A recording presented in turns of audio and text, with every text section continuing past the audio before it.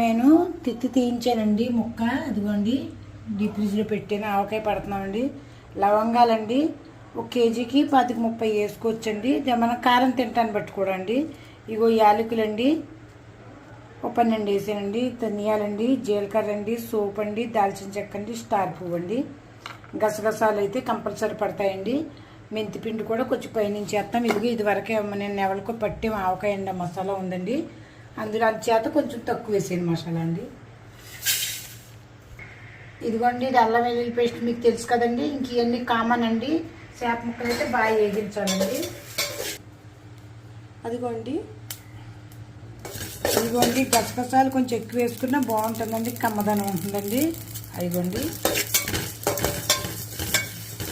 ఏదైనా ఇంట్లో చేసుకోండి, బాగా రుచిగా అవుతాయి. మా బేవరం తరపు వంటలు పెడుతున్నాను, చూసి నేర్చుకుంటారని ఆలోచిస్తున్నానండి. సలవ కూడా అంటే గసగసాలు కొంచెం ఆవుపిండి, మెంతిపిండి ఎవరికి వేసుకోవాలితే అది పైన అడ్డు చేసుకుంటారండి.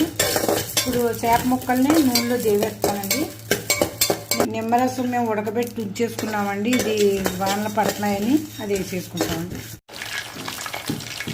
ఇదిగోండి ఇలా ముక్కలు బాగా వేగించుకోవాలండి. వేగించి తీసుకున్న తర్వాత అప్పుడు పట్టుకోవాలండి. ఇదిగోండి వేడి మీద పెడితే ఉప్పు పడుతుందని వేసేస్తున్నానండి. ఉప్పు ఎంత లెక్క ఉందని మనం తీసుకుని కేజీలు బట్టి అట్లు బట్టి వస్తుందండి. ఇదిగోండి ఉప్పు అండి. ఇదిగోండి మా కారం ఉండదండి, అందుకని ఈ ఘాటు కారం వేస్తున్నాను కొంచెం. ఇదిగోండి కలర్ రావటానికి కారం అండి. ఇదిగోండి కొంచెం మెంతి పొడి. ఇప్పుడు మనం వేగించుకున్న మసాలా పొడి అండి. మనం చికెన్ ఆవకాయ కానీ కొద్దిగా చేసానండి. ఆ పొడి ఉంటే ఘాటు మనం కావలసినంత అండి. ఎందుకంటే ఎక్కువ ఘాటు అయినప్పుడు తినలేకపోతున్నారు ఇవాళ రేపు. ఇదిగోండి దాన్ని బట్టి. ఇదిగోండి తాలింపు ఎల్లుల్లిపాయలు, కరివేపాకు, ఎండుమిరపకాయలు, ఆవాలు, జీలకర్ర, మెంతులు వేస్తాం అవ్వండి. ఇదిగో అల్లం వెల్లుల్లి పేస్ట్ అండి. ఇదిగో నిమ్మరసం. ఇది వరకు మొన్న ఎవరో కామెంట్ పెడితే నవ్వారండి, నిమ్మరసం ఉడకబెట్టుకుంటారానండి. అవ్వలేదండి ఎండబెడతానికి, అందుకే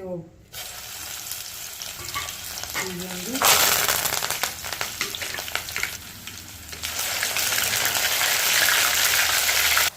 పసుపు అన్నట్లు మనకి శుభమానం అండి, మాంసం అండి, చేపలు అన్నట్లు పసుపు చిచ్చుకుడేస్తామండి.